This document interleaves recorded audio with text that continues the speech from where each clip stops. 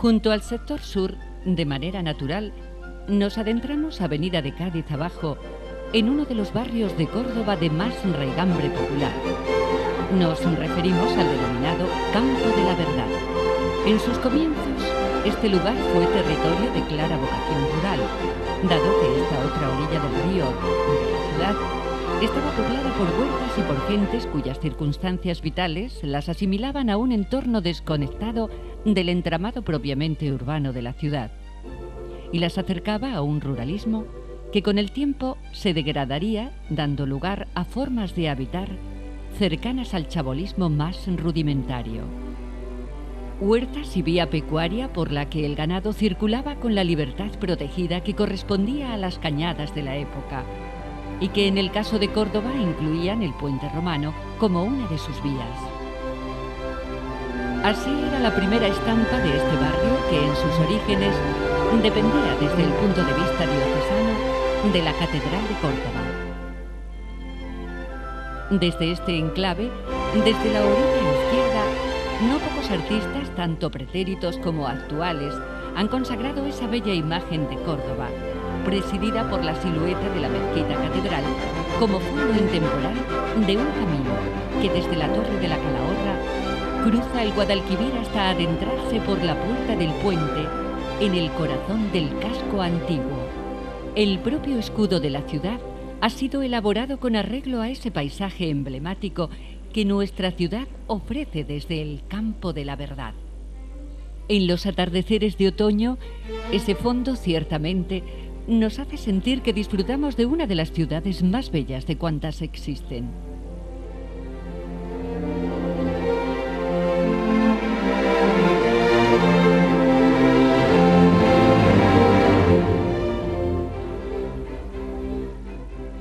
Es vía natural de acceso al barrio el propio puente.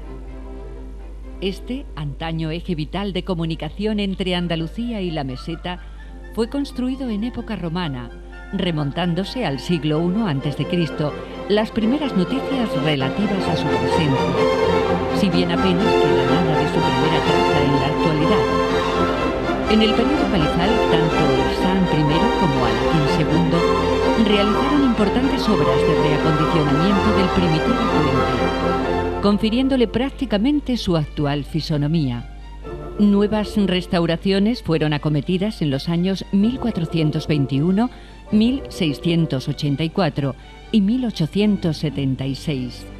Cuenta el puente romano con 16 arcos presididos por el San Rafael, que en 1651 esculpiera Bernabé González del Río. Puente de gran vitalidad y de incómodo tránsito para el viandante, es paso y acceso hasta el barrio que nos ocupa, que se inicia con la maciza mole de la Torre de la Calahorra.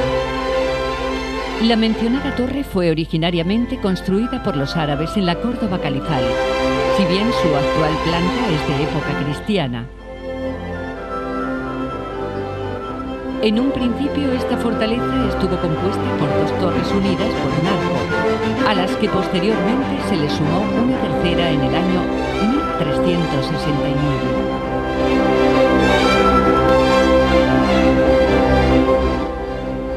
Para unir las torres se añadieron dos cilindros que conformaron su compacta estructura armada por sillares, a soga y tizón, rodeándose finalmente con un foso.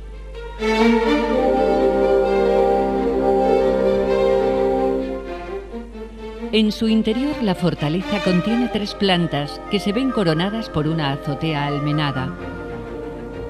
Más allá de su papel como fortaleza defensiva de uno de los accesos vitales a la ciudad, en el siglo XVIII fue utilizada como cárcel y, paradójicamente, en 1863, como escuela de niñas. Hasta época reciente ha servido para alojar el Museo Histórico Municipal, hasta convertirse, exhumado el mencionado museo, en sede de la Fundación Roger Garaudy. Comienza el Campo de la Verdad propiamente dicho, en el territorio que se abre una vez franqueada la torre. Así, a espaldas de la torre, Los terrenos que antiguamente constituyeron la Secunda Romana, en la Córdoba califal, se convirtieron en arrabal habitado por moros alfaquíes, hostiles a Alaquén II, por lo que el califa de Córdoba se vio obligado a reprimir las continuas sublevaciones de este arrabal, convirtiéndolo en un auténtico erial. Se levanta en este abierto compás la iglesia o ermita dedicada a la visitación de Nuestra Señora del Espíritu Santo. Se levantó esta iglesia en el año 1571 con motivo de una curiosa historia como es la que sigue. El Campo de la Verdad y sus habitantes dependían desde el punto de vista diocesano de la Iglesia Catedral de Córdoba, cuyos sacerdotes habían de cruzar el puente romano para atender las necesidades de los feligreses. Dado que el mencionado puente era vía pecuaria por la que trasegaban con frecuencia, según parece, numerosas cabezas de ganado, los curas que atendían este arrabal se quejaban del riesgo que suponía atravesar el puente en estas circunstancias. De ahí que el obispo Rojas Sandoval decidiera erigir la citada ermita para atender las necesidades de los parroquianos en la propia barriada. Así lo refiere Ramírez de Arellano en sus Paseos por Córdoba. La ermita consta de una sencilla fachada rematada por una espadaña moderna. Fue reformada en el siglo XVIII y retocada en el 900, hasta adquirir su actual imagen, sin duda dañada por un edificio de reciente construcción, adosado a la ermita que rompe la singular estética de la que hubiera disfrutado de estar libre su fachada de este horrible añadido. Construida, como dijimos, en 1571, la iglesia está formada por 3 naves, en cuyo interior se encierra un nada despreciable patrimonio, entre el que cabe señalar, de su época fundacional, una imagen de Nuestra Señora del Rosario, de tradición manierista, y su custodia de asiento. Igualmente del siglo XVIII, entre las obras pictóricas destacables que contiene el mencionado patrimonio, reseñamos la Adoración de los Pastores, obra de Antonio del Castillo. Ya en época más reciente, Amadeo Ruiz Olmos, entre los años 1938 y 1968, talló las imágenes que configuran el grupo escultórico del Descendimiento, así como Antonio Povedano, en 1983, realizó el conjunto de vidrieras que podemos contemplar en la ermita. En la explanada que se abre ante la iglesia encontramos una fuente de reciente construcción, si la comparamos con otra más sencilla, que casi pasa desapercibida para el viandante poco avezado en transitar por este lugar, y que es la más antigua de las que existen. En los años que mencionamos, en estos finales del siglo XIX, era este un ámbito de barrizales, graveras y terrenos labrantíos en convivencia con viviendas de carácter eminentemente rural y pobres chabolas, Cano Guadalquivir. Sin embargo, a partir del año 1947, la fisonomía urbana del lugar quedaría sustancialmente modificada.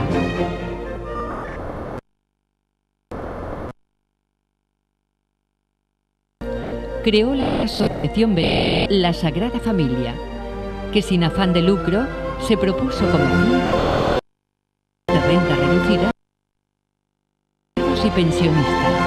Con este fin se adquirieron 108.555 metros cuadrados situados en los aledaños de la Iglesia del Espíritu Santo, por un precio simbólico al Ministerio de Agricultura.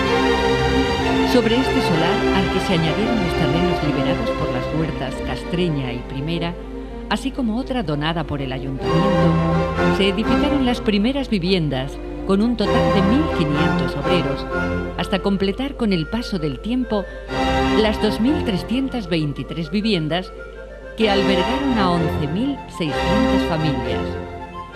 Fue el arquitecto Carlos Sáenz de Santamaría el encargado de convertir en realidad este proyecto. En 1953, el general Franco inauguró este barrio entregando las llaves de las primeras 1.000 viviendas. Como curiosidad histórica señalaremos que sobre el relleno de una de las antiguas graveras del mencionado descansadero se situó el antiguo estadio de San Eulogio, que sirvió para que en 1951 naciera el Club San Álvaro, que más tarde se convertiría en el actual Córdoba Club de Fútbol. Queda el recuerdo de la entrañable figura de Fray Albino, perpetuado en el monumento escultórico que junto a la iglesia del Espíritu Santo consagrara su memoria. En la actualidad el campo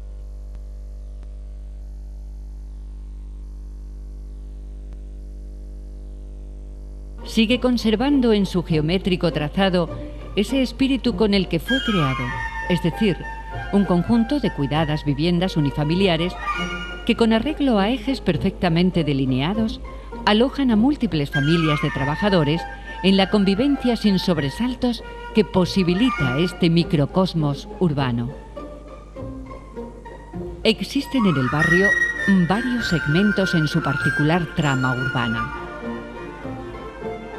Por una parte, desde la acera del Arrecife se abren algunas pequeñas calles de añejo sabor, como son la calle Mantillo, Hornos Gitanos, Ejido, Lustre o la calle del Santo Cristo, en la que confluyen a derecha e izquierda las asimismo calles que configuran la barriada de Miraflores, que adentrándose en el Arenal contempla el río desde uno de los meandros que éste describe a su paso por la ciudad. Quedará este lugar ampliamente modificado tras la remodelación importante de esta zona centro del conjunto de acciones del Plan Rivera y la construcción del futuro Palacio de Congresos. Calles cuyos nombres son evocación de personajes ligados a la historia del propio barrio y por ende a la historia de Córdoba. Así, la calle Secunda Romana, Obispo Rojas Sandoval, Rey Don Pedro, Doña Aldonza, Enrique II y una larga relación de nombres que identifican a ese entramado de calles que se prolonga en los aledaños del sector sur, por la carretera de Castro hasta la autovía. Campo de la Verdad, el de flamenco y semillero de vida.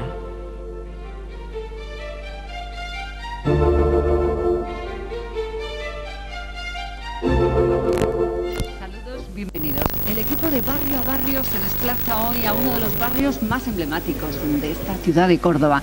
Nos encontramos justamente en pleno Campo de la Merced y a nuestra espalda, pues, el Puente Romano, porque estamos ubicados en las instalaciones que tiene el Hotel Hesperia en nuestra ciudad. Yo creo que una de las vistas más bonitas de parte de la ciudad de Córdoba, de esa parte del patrimonio histórico de la ciudad de Córdoba. Así que en inmejorable compañía también nos encontramos, porque vamos a hablar con algunos de sus vecinos, algunos de los representantes vecinales de esta barriada, este barrio, que como bien dicen todos ellos, es auténticamente un pueblo.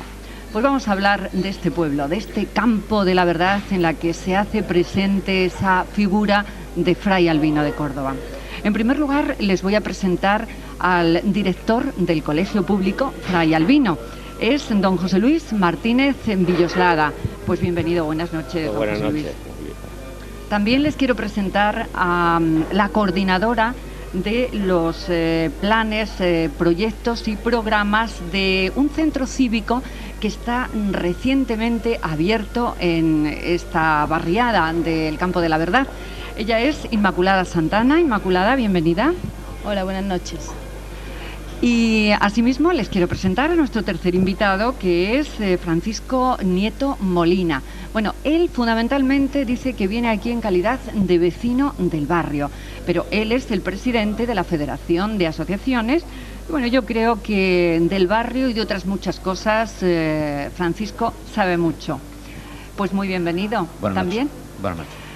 Bueno, pues una vez que les he presentado a nuestros invitados y como siempre en ese tono coloquial, en ese tono distendido, en el que tratamos de dar una imagen y de dar una imagen de lo que es el barrio donde estamos ubicados y de saber cuál es la vida que tiene el barrio y cuáles son también sus inquietudes. Algún que otro problemilla, yo estoy segura que también saldrá por ahí, pero esas ilusiones de sus vecinos y esos ambiciosos proyectos que yo estoy segura que los tendrán.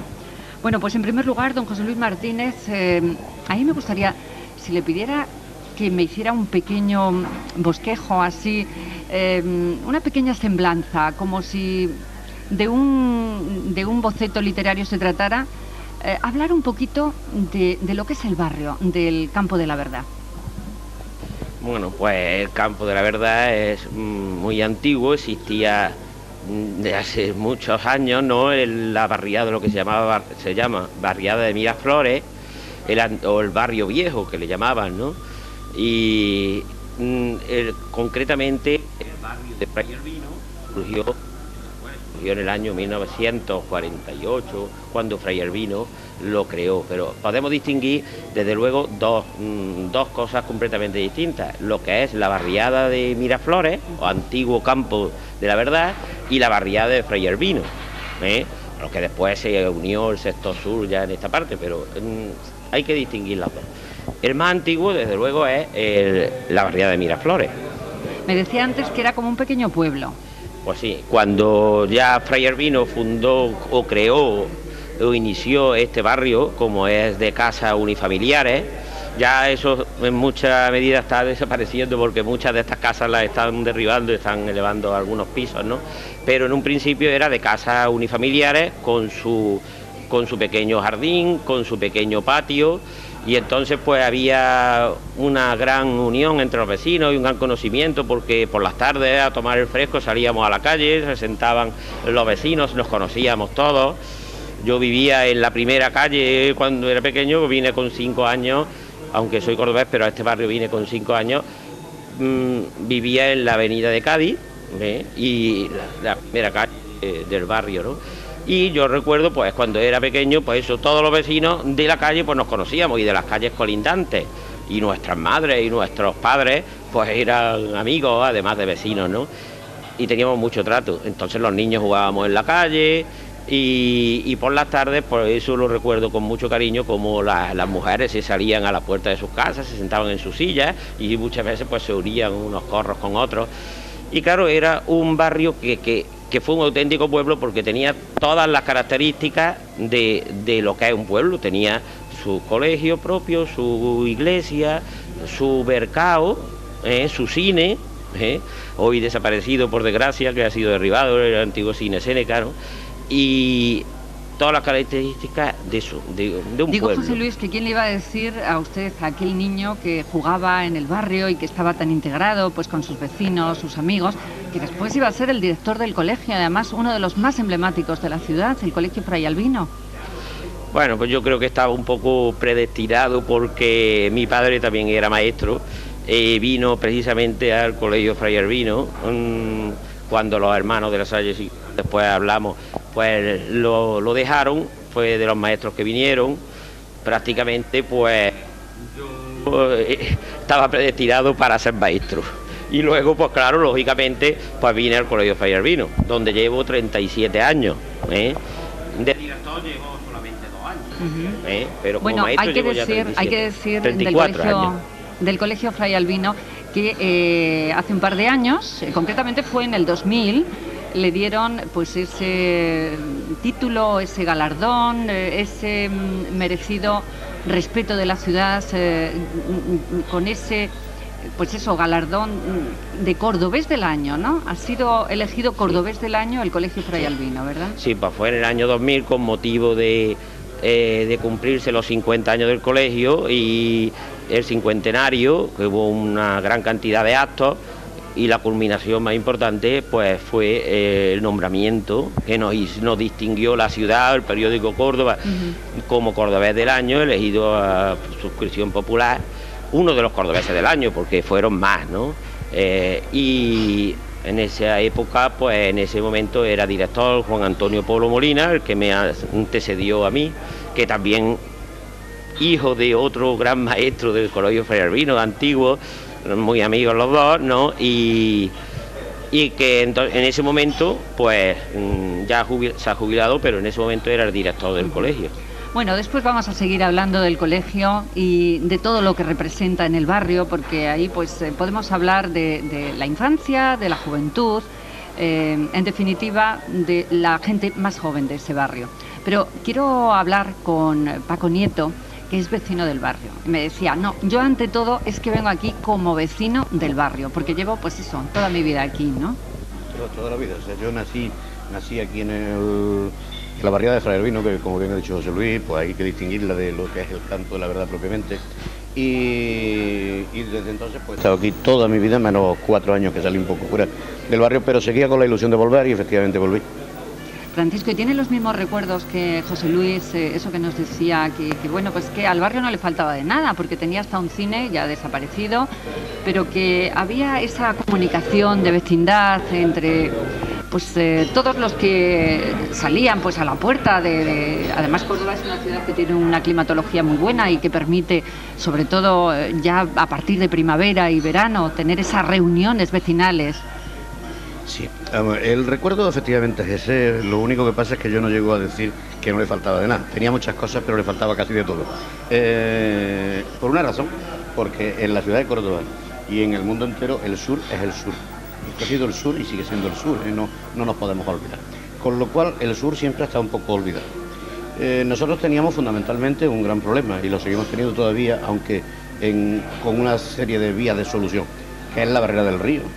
Hay que tener en cuenta la barrera del río, el río Guadalquivir, donde toda la vida, cuando económicamente era fuerte Córdoba, todo el mundo vivía de cara al río. Precisamente yo creo que Córdoba llegó un momento en que le dio la espalda al río, y ese ha sido un gran error para Córdoba que se puede ir solucionando. Esa era una barrera y yo le voy a recordar a José Luis, que él se tiene que acordar perfectamente. Nosotros hemos llegado a decir: voy a Córdoba o vengo de Córdoba. Eso se decía aquí en el barrio. ¿A dónde vas? A Córdoba. ¿De dónde vienes? De Córdoba. O sea, no nos considerábamos parte... La cuestión era cruzar el río, ¿no? Efectivamente, porque era efectivamente una barrera. Bueno, yo creo que eso está en vías de solución con la cantidad de obras que se están realizando en estos momentos, del Parque de Miraflores, del Balcón de Guadalquivir, de la remodelación del Molino. Bueno, y ahora con la peatonalización del puente, ¿no? La futura peatonalización del puente cuando haya otro, porque claro, el gran problema es que aquí no hemos tenido puente. Ha sido un problema de incomunicación de la zona sur con el resto de la ciudad, y concretamente del Campo de la Verdad y de Fray Albino, que es la zona más antigua que hay en esta parte. Pero efectivamente aquí había un clima distinto al que podía haber en otras zonas de la ciudad. Era un clima de casas unifamiliares, que, bueno, pues afortunadamente seguimos manteniendo con el ayuntamiento el compromiso de que no se van a perder, con independencia de que se edifiquen en 2 plantas, pero siguen siendo casas unifamiliares, con lo cual no vamos, a excepción de una serie de huecos que había en el barrio que se han cubierto con bloques de pisos.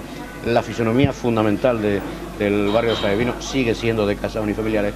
Y efectivamente pues daba eso un tipo de calor humano que en un bloque de pisos efectivamente se pierde un tanto. Aquí era muy normal que efectivamente cuando hacía buen tiempo, pues la gente, a pesar de tener unos patios, y ese es un poco el motivo de la escasez de zonas verdes en la barriada. O sea, nosotros no teníamos zonas verdes en la barriada porque cuando se ideó urbanísticamente bastante bien pensada, las zonas verdes las teníamos individualmente cada uno de nosotros dentro de nuestro patio. Hay que tener en cuenta que aquí la media de los patios era del orden de 40 metros cuadrados aproximadamente, con lo cual había bastante zona en verde en todos sitios. Claro. Pero a pesar de que teníamos nuestra propia zona verde, nuestro jardín, nuestra zona donde nos íbamos a tomar el fresco, generalmente era a la calle.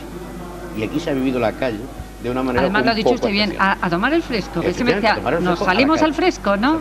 Y aquí hay un sentido de la propiedad que todavía persiste. Persiste que cualquier vecino de una casa unifamiliar considera que su casa es su fachada, que puede tener 5, 6, 8 metros, pero esos 8 metros hasta llevados al eje de la calle. Hasta ahí se considera la propiedad. Hasta el punto que hay sitios, y esto yo no lo digo como positivo, pero sí como cosa que va persistiendo, hasta que hay vecinos o vecinas que les molesta que un coche ajeno a la casa le aparque en su puerta. O sea, hay un sentido de la propiedad distinto del que puede haber en un barrio con bloques de 5, 6 o 7 plantas, que desde luego de la calle no se siente dueño absolutamente nadie. Aquí hay un sentido de la propiedad hasta de la propia calle. Pero ese sentido de la propiedad puede ser positivo, sobre todo en el caso de decir, bueno, cuidar la calle, cuidar el entorno. la gente está concienciada, pues eso, cuando el ayuntamiento pues pone mobiliario urbano, se me ocurre, pues decir, la gente joven o la gente mayor, ¿por qué no? Se respeta pues ese mobiliario urbano, no sé, incluso más. Aquí es uno de los barrios, de los pocos barrios de la ciudad que teniendo esas características pues siguen la misma tónica. Aquí no ha sido normal hasta hace muy pocos años que aparezca un barrendero de Sadeco ahora o un barrendero municipal. Aquí eran las mujeres del barrio las que barrían sus puertas, claro, y no entraba el servicio de recogida de basura o el servicio de limpieza municipal. Claro, ese sentido de la propiedad tenía esa dualidad, es decir, oye, es mi puerta y tengo que mantenerla limpia, y bueno, a mí que aunque me manden aquí a... Todavía hay muchos sitios donde se sigue haciendo, a pesar de que, bueno, efectivamente el servicio de limpieza pues hace sus pasadas, sus recorridos y sus limpiezas diarias, pero todavía hay vecinas que salen por la mañana, que barren su puerta, que riegan su puerta en los momentos de verano y pues se sienten mucho más gustos así.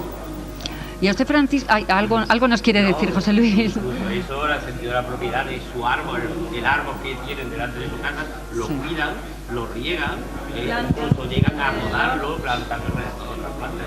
Ese sentido de la propiedad de su puerta, Paco, pues, se ha dado siempre, ¿no? Eso que yo recuerdo a mi madre, pues, barrer la puerta de su casa y a otra vecina la suya. Bueno, nuestra invitada, Inmaculada Santana, pues me parece que no vives en el barrio, ¿no? Bueno, vamos a compartir el micrófono. Inmaculada no vive en el barrio, pero se ha instalado o se ha ubicado, pues, no voy a decir provisional, no, porque va a durar mucho tiempo, pero lógicamente en un horario, ¿no? Digamos que a tiempo parcial, te has ubicado en el barrio. Eres coordinadora de programas del Centro Cívico de reciente creación, y en el poquito tiempo que llevas, que me dices que llevas desde el día 12 de diciembre... El día 12 de diciembre se han abierto las puertas, se inauguró. Es que, bueno, yo llevo 2 años trabajando como coordinadora de programa en el Centro Cívico Arrabal del Sur, que está arriba en la calle Motril. Desde el 12 de diciembre se ha inaugurado otro nuevo centro cívico complementario en este distrito sur, que es el que está ahora abajo en la calle Santo Domingo de Guzmán. Entonces la inauguración sí se ha realizado el 12 de diciembre. Bueno, vamos a ver, Inmaculada, mira, para que nuestros espectadores, ya lo hemos explicado en alguna que otra ocasión, pero para que sepan qué es un centro cívico, qué objetivos tiene, qué razón de ser, qué sentido le da al barrio, pues a mí me gustaría que de una manera sencilla y coloquial como la que estamos hablando esta noche, pues nos explicarais por qué estáis aquí ubicados en el barrio y qué es lo que vais a hacer por el mismo. El Centro Cívico, nuestro departamento, el Departamento de Relaciones Ciudadanas, tiene a lo largo del año una serie de programas y proyectos que desarrollamos. Son proyectos, por una parte, que recogen las demandas de los vecinos y vecinas, y por otra también ofertan actividades al público en general, ¿no? Dentro de esa oferta al público, podríamos decir, pues tenemos talleres o cursos, talleres de artesanía, talleres de imagen, de creación de películas en vídeo, tenemos aulas de teatro.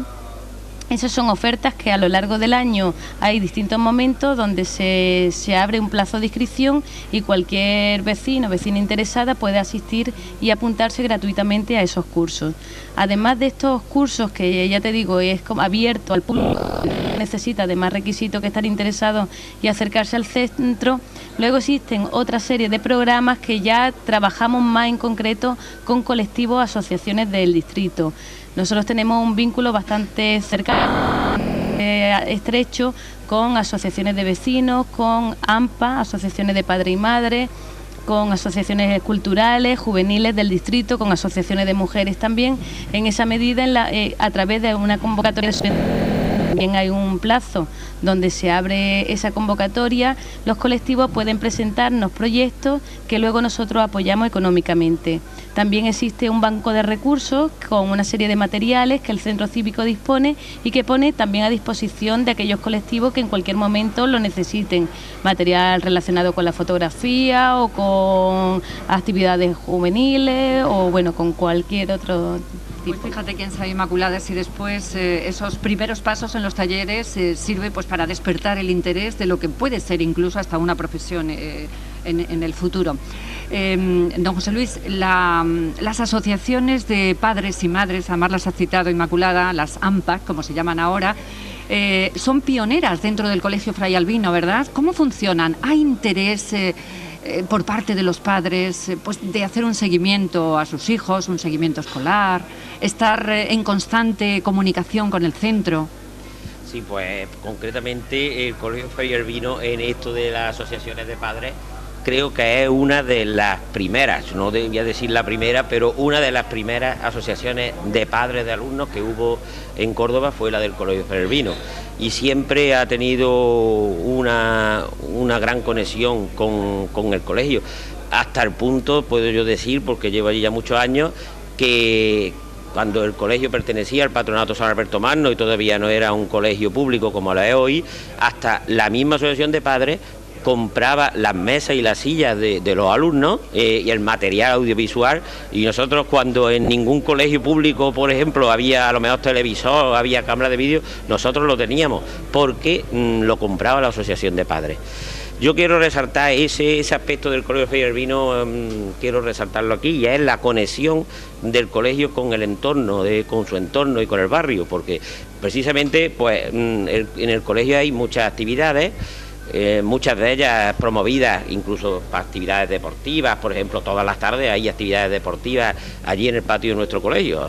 Se instalaron las luces porque hasta a lo mejor ahora mismo todavía hay allí algunas actividades, hay balonmano, hay baloncesto, hay voleibol, hay muchas actividades. Y no solamente de la asociación de padres, de alumnos. Además redunda en beneficio del barrio, porque el colegio está abierto todos los días. Actividad. Pero no solamente eso, sino también está abierto a las asociaciones de vecinos, e incluso que nos piden el patio del colegio.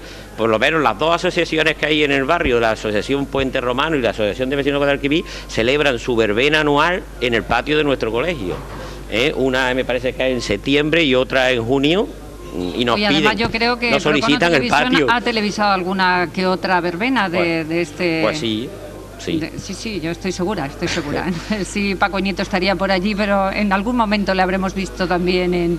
Sí, seguro, porque como dice José Luis, es que hemos usado el patio como un equipamiento, o sea, por mucho que digamos que teníamos, pero la verdad es que grandes equipamientos no hay en el barrio. Entonces, la verdad es que el colegio ha servido como un equipamiento más del barrio, y efectivamente en esto ha habido una conjunción perfecta. A mí lo que me extraña es que haya salido una ley por la que hasta se puede cobrar por la utilización de los colegios. Existe, ¿Se puede cobrar por la utilización de los colegios? El Colegio Fray Albino no lo ha usado nunca. No la sabía, hay que practicarla, No la sabía. Y yo celebro. De cosas que se pueden descubrir. Se puede aprender hoy. Yo celebro que el Colegio Fray Albino no lo haya usado, porque en definitiva ni la pensamos usar. Una muestra de conexión con su barrio, hasta el punto de eso que incluso nosotros ha habido una escuela deportiva que hemos tenido en el colegio, una escuela deportiva de ajedrez, y se celebraba la escuela deportiva de ajedrez en el colegio. Las verbenas, efectivamente, de las dos asociaciones se han celebrado en el colegio, y en algún momento incluso alguna asamblea de la asociación de vecinos, ante la falta de local, hemos pedido el salón de actos del colegio para celebrar allí. La asociación de vecinos hemos celebrado allí alguna que otra asamblea. Eso es una muestra de que efectivamente ha servido como un equipamiento, y no solamente como un equipamiento educativo o escolar, sino que ha servido de equipamiento para otras cosas. Y que hay una buena comunicación y un buen feeling entre los vecinos y el colegio. Sí, la verdad es que si ya su padre era maestro, quiero decir que yo no sé, es que es del barrio, pero hasta la médula, ¿no, José Luis? Pues sí, puedo negar. Sí, toda mi vida he vivido aquí en la avenida de Cádiz. Toda mi vida, desde los 5 años, he vivido en la avenida de Cádiz. Cuando me casé, me mudé aquí a la avenida de Cádiz también al final. O sea que toda nuestra vida ha estado. Y una cosa que quería yo preguntar, porque barrio a barrio estuvo precisamente el programa pasado, trataba pues también de la zona del sector sur, pero de la parte más hacia hacia la derecha, pasando el puente. Lo que quiero decirle en definitiva, que entre nuestros invitados pues había quien se quejaba de la falta de seguridad a la hora de, pues por la noche uno va tranquilamente por la noche y decían que el alumbrado, que dejaba mucho que desear, que era lo que los vecinos se quejaban, porque al estar más en penumbra unas zonas que otras, pues la gente no iba muy segura por la calle. ¿Eso sucede aquí, en esta zona del Campo de la Verdad también, o no es así? Yo creo que no hay que dramatizar tremendamente esto, pero efectivamente es verdad. No, lo mejor es que esta zona tiene mejor alumbrado. No, el problema es que la zona se quejaban en el programa y bueno, pues nosotros a pies juntillas lo creíamos, porque... No, el problema es que la zona de mayor delincuencia en Córdoba está clarísima cuáles son. Hay una parte en la zona sur, hay otra parte en la zona de Palmera o noroeste, y hay otra que se va afortunadamente consolidando más como ciudad menos problemática, que es la parte de Morera. O sea, y eso está claro. Nosotros precisamente en los últimos días del año como federación, ahora sí hablo un poco como federación, sí, pues fuimos requeridos por las asociaciones de vecinos de la zona sur, precisamente para tratar a nivel de la ciudad el problema de la inseguridad ciudadana. Efectivamente ha habido un crecimiento de los actos delictivos o actos violentos, pues eso, y una de las zonas es esta. Y nosotros vamos a hacer propuestas a nivel de la ciudad y de acuerdo con las asociaciones de vecinos, yo digo fundamentalmente las de aquí de la zona sur, pero hubo también presencia de otras zonas de la ciudad en aquella reunión. Y es verdad que hay que pedir mayor alumbrado, es verdad que hay que pedir pues mayor presencia policial, pero no nos podemos quedar ahí, hay que pedir más educación, ¿eh? Y no solamente, o sea, el problema de la delincuencia es un problema que va ligado a la educación y a la falta de trabajo, necesariamente. Entonces, ¿por qué estas tres zonas de Córdoba? Porque indiscutiblemente es donde existe el mayor absentismo escolar, y eso los centros cívicos que hacen su encuesta también lo saben perfectamente, aparte de los propios colegios, existe un gran absentismo escolar, y además un absentismo escolar, yo diría que admitido familiarmente y sin ningún tipo de problema, y existe un nivel de paro impresionante. Son las tres zonas más degradadas de la ciudad. Y entonces, bueno, pues nosotros vamos a pedir no solamente que haya mayor presencia policial, que sería una parte del problema, pero el problema de la delincuencia no lo vamos a solucionar mientras que no lleguemos con las administraciones competentes, que en este caso pues serán las concejalías y consejerías, y hablo de las dos cosas, tanto Junta de Andalucía con sus competencias como el Ayuntamiento, a través de su concejalía de educación, de su concejalía de trabajo, de la delegación de trabajo, de la delegación de educación de la Junta, donde hay que empezar a hacer programas educativos y programas de reinserción laboral que realmente pues a la gente no le dé por estar delinquiendo en vez de hacer otra cosa. Es uno de los grandes proyectos que tienen para este 2002, tal vez, ¿no, Paco? Sí, a nivel de la federación es una cosa que vamos a coger con mucho afán y con mucho tesón y vuelvo a repetir, nosotros queremos hacer hincapié en las dos facetas porque las dos son importantes. Es cierto que los vecinos fundamentalmente se quedan en esa primera de pedir mucha más presencia policial, pero no vamos a solucionar el problema, eso lo tenemos nosotros muy claro. Y entonces vamos a hacer hincapié en las dos cosas. Los programas que se estaban pidiendo en exclusiva hace poco para Palmera, que además no se están cumpliendo, pues nosotros queremos que se hagan extensivos, sobre todo a otras zonas de la ciudad que están prácticamente, yo diría que no exactamente en las mismas circunstancias que Palmera, pero pueden ir por ese camino. Paco, ¿hay un buen nivel de participación ciudadana en líneas generales? Bueno, nosotros tenemos que estar contentos. Córdoba ha sido pionera en el tema de participación. Nosotros hemos conseguido siempre la participación como algo que es totalmente necesario para que la democracia se desarrolle y siga para adelante. Y uno de los frutos, uno de los grandes frutos de ese sentimiento que hay de participación ciudadana son los centros cívicos. Los centros cívicos en Córdoba aparecen pues, como una medida que exigimos desde la organización vecinal, desde el movimiento vecinal y del movimiento ciudadano de Córdoba, con dos facetas. Antes Inmaculada ha dicho una, que es muy importante, que es el acercamiento de los servicios, la prestación de los servicios del ayuntamiento al ciudadano de una manera integrada. Hay que tener en cuenta que en el centro cívico se deben prestar todos los servicios territorializados en una zona, pero hay una segunda fase que para nosotros es tan importante como la primera, que se crean los centros cívicos como escuelas de participación ciudadana. Y precisamente por eso se propone y se mantiene, afortunadamente, incluso en las últimas normas de funcionamiento de los centros cívicos, el consejo de dirección de cada centro cívico está compuesto por 6 vecinos que nombra el consejo de distrito y 4 técnicos que nombra el ayuntamiento. Eso quiere decir que el nivel de participación efectivamente es importante y que aunque las decisiones no son últimas decisiones, pero si después políticamente hay voluntad de que las decisiones tomadas en un centro cívico, en un consejo de dirección, realmente es lo que vaya un poco a misa, por decirlo de alguna manera, pues es una buena forma de manifestar la voluntad participativa que hay por parte de por lo menos los medios y esa voluntad salta y están poniendo pues eso, todos los medios a su alcance. Pues hemos hablado de esos proyectos que ya se han consolidado, que se han hecho realidad, y hemos hablado también de las carencias que pues como cualquier otro barrio, también puede tener. Bueno, yo os doy las gracias por haber estado aquí con nosotros, por habernos contado tantas cosas del barrio. Y desde luego, larga vida a ese centro cívico recién inaugurado, que parece ser que las esperanzas y las ilusiones de muchos vecinos están puestas en ello. A don José Luis, pues de verdad que siga con ese centro, con ese Fray Albino, que bueno, ya ha sido galardonado, y yo espero y deseo que no sea esa la última vez. A ver si soy galardonado en el centenario, ¿eh? También somos galardonados del centenario. Pues esperémoslo y que todos lo veamos. Y a Paco Nieto, que siga con esa actividad tan fructífera como hasta la que ahora ha llevado. Muchísimas gracias a los tres. Y bueno, pues a ustedes, espectadores, decirles que el próximo miércoles volveremos a tener una cita aquí en Córdoba, barrio a barrio. Darles también las gracias a la dirección del Hotel Hesperia por haber acogido pues a este grupo, a este equipo. Y bueno, pues habernos dejado uno de los rinconcitos, de los múltiples rinconcitos bonitos que tiene este hotel. Muchísimas gracias, buenas noches.